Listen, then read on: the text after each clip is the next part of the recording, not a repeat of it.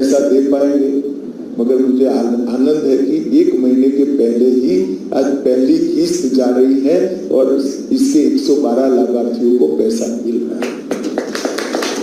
अब तक 18 लाख लोगों ने अपना रजिस्ट्रेशन करा दिया है, इसमें से 14 लाख लोगों का रजिस्ट्रेशन वैधता भी, मान्यता भी दे दी गई है। और आज इस प्रक्रिया से जुड़े हुए सहारा के लाखों लाखों निवेशकों को मैं बहुत हृदय से बधाई देना चाहता हूं। सहकारिता आंदोलन को अगर मजबूत बनाना है तो सहकारिता आंदोलन में विश्वास भी मजबूत बनाना पड़ेगा। कई बार कुछ ऐसी घटनाएं हो जाती हैं, कुछ गलत आशय के उद्देश्य के लोगों के हाथ में भी कुछ चीजें पड़ जाती हैं और इसके माध्यम से इस प्रकार का माहौल खड़ा होता है जो विश्वास को हिला देता है।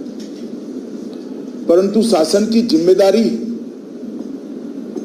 कि कानून बनाने के जो अधिकार, एडमिनिस्ट्रेशन के जो अधिकार संविधान ने सरकार को दिए हैं, इसका उपयोग करते हुए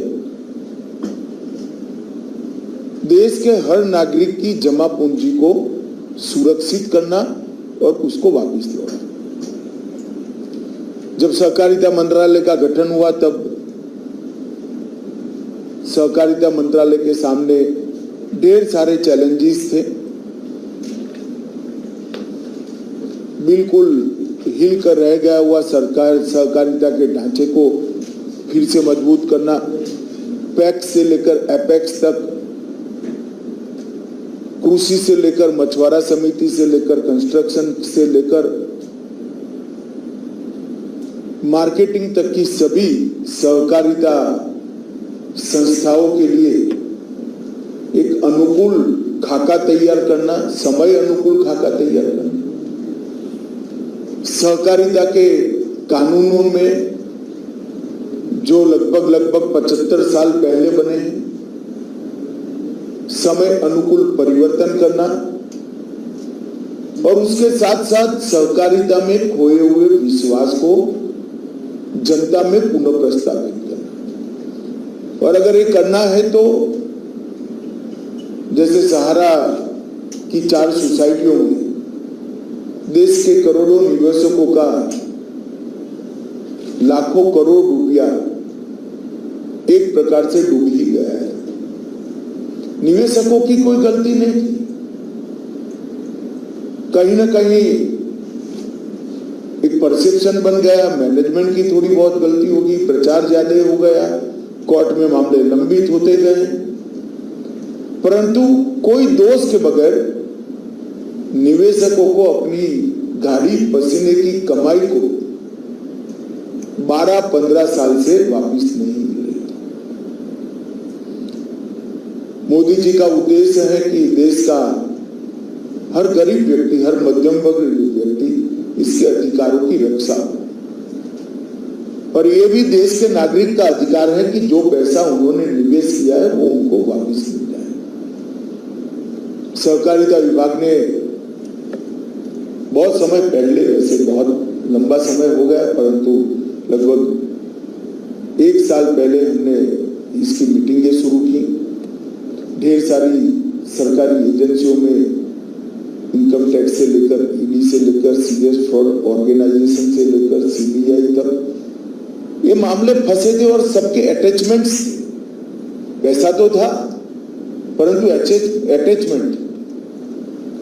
एक सरकार के सभी विभागों का मीटिंग किया गया, मीटिंग कर सभी लोगों को एक पेज पर लाने का काम हुआ और फिर सभी विभागों ने एक संयुक्त याचिका माननीय सुप्रीम कोर्ट के सामने दायर की कि हम सब सहमत हैं कि जो पूंजी जमा हुई इसमें सबसे पहला अधिकार छोटे निवेशकों का है, गरीबों का है और उनको ये पैसा मिलना चाहिए। और मैं बधाई देना चाहूंगा सुप्रीम कोर्ट के खंडपीठ को, जिसकी नेतृत्व निवर्तमान न्यायाधीश एम आर शाह साहब कर रहे थे, उन्होंने परिवर्तन लाने वाला सुप्रीम कोर्ट का फैसला दिया, जिसमें सुप्रीम कोर्ट के रिटायर्ड न्यायमूर्ति रेड्डी साहब की अध्यक्षता में एक कमेटी बनाकर पारदर्शी तरीके से ये हर नागरिक को पैसा पहुंच जाए इसकी व्यवस्था करनी है। और मुझे आनंद है, मैं एक प्रकार से कहूंगा मेरा लंबा अनुभव है, कोऑपरेटिव का भी है, सरकारों में रहने का भी है। जो कमेटी बनी है उसने और भारत सरकार की जो एजेंसियां पेमेंट करने में लगी है, इस सभी ने एक रिकॉर्ड समय में अति प्रशंसनीय कामगिरी करते हुए इतने कम समय में आज सभी को पैसा वापिस मिल रहा है। ये मेरे लिए बहुत है। चाहे डिपॉजिट का काम करने वाले हो, चाहे ऑडिट का काम करने वाले हो, चाहे आरबीआई हो, सभी ने इस काम को प्रायोरिटी दी। रेड्डी साहब ने भी अनेक मीटिंगें करी। सहकारिता मंत्रालय का जो दायित्व है ही, हमारे सहकारिता सचिव और विजय कुमार जी दोनों ने इस चीज को बड़े इमोशनल तरीके से लिया। तो जब 4 जुलाई को रजिस्ट्रेशन पोर्टल का शुभारंभ किया गया, रेड्डी साहब भी उपस्थित थे, तब कहा था कि 45 दिन में हम पैसा दे पाएंगे। मगर मुझे आनंद है कि 1 महीने के पहले ही आज पहली किस्त जा रही है और इसके 112 लाभार्थियों को पैसा मिल रहा है। अब तक 18 लाख लोगों ने अपना रजिस्ट्रेशन करा लिया है। इसमें से 14 लाख लोगों का रजिस्ट्रेशन वैधता भी, मान्यता भी दे दी गई है। और आज 112 लोगों को उनको बैंक अकाउंट में 10-10 हजार रुपया जमा हो रहा है। मुझे इसका हृदय से बहुत आनंद है, क्योंकि मैं बूथ से काम कर यहाँ तक पहुँचने वाला कार्यकर्ता हूँ। जो मेहनत करता है, जो जीवन के लिए संघर्ष करता है, उसके लिए अपने 50,000, 25,000, 1 लाख, 2 लाख रुपये का मूल्य क्या होता है वो मैं जानता हूँ। आज इन लोगों को मैं बहुत बहुत बधाई देना चाहता हूँ और कहना चाहता हूँ कि नरेंद्र मोदी जी का मुख्य उद्देश्य कम से कम तकलीफ समाज के अंतिम तबके के व्यक्ति को पड़े, मध्यम वर्ग को पड़े, वो उद्देश्य की परिपूर्ति करने में आज सहकारिता विभाग को सफलता मिली है। आज हम 10,000 रुपया दे रहे हैं, मगर मैं पूरी चीज को देखकर आपको आश्वस्त करना चाहता हूँ कि आने वाले समय में हम आपके पूरे पैसे लौटाने में निश्चित रूप से सफल होंगे, इसका मुझे पूरा विश्वास है। और जब दूसरा पैसा जमा हो जाएगा तब इतनी देर भी नहीं लगेगी, क्योंकि आपका सत्यापन जो करना है, ऑडिट करना है, वो ऑडिट की कार्यवाही अब पूरी हो गई है। फिर तो ऑनलाइन पैसा आपके अकाउंट में ही ट्रांसफर होना है। मगर आज तो हम 10,000 दे रहे हैं। मैं सभी लोगों को बहुत बहुत शुभकामनाएं देता हूँ और मुझे विश्वास है कि भारत सरकार के सहकारिता मंत्रालय की ये पहल ने करोड़ों निवेशकों के मन में आज संतोष और सरकार किस प्रकार से गरीब से गरीब व्यक्ति की, छोटे से छोटे व्यक्ति के हितों की रक्षा कर सकता है, इसका एक अनुभव साझा करने में हमें सफलता मिली है।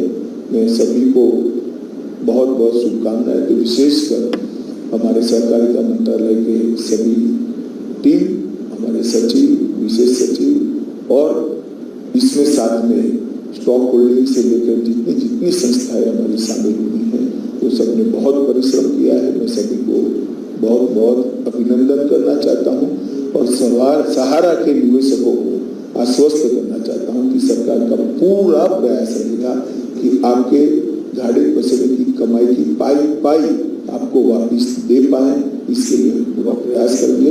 आप सभी को शुभकामनाएं। टीम को फिर से एक बार बहुत बहुत धन्यवाद। रेड्डी साहब का विशेष धन्यवाद, क्योंकि रिटायर्ड होने के बाद भी लोगों के भले के लिए इन्होंने इस असाइनमेंट को लिया है। कोई मैं जानता हूँ रेड्डी साहब को, इनके स्ट्रेचर के हिसाब से ये असाइनमेंट बहुत छोटा था। जब सुप्रीम कोर्ट ने ऑर्डर किया तब मुझे लगता था शायद रेड्डी साहब अपनी स्वीकृति नहीं देंगे, मगर मैंने फोन किया कि साहब काम बहुत छोटा है, मगर करोड़ों लोगों के लिए काम है। तब उन्होंने कहा नहीं अमित भाई मैं जरूर समय दूंगा और उन्होंने काफी समय भी दिया है। रेड्डी साहब आपका भी बहुत बहुत धन्यवाद।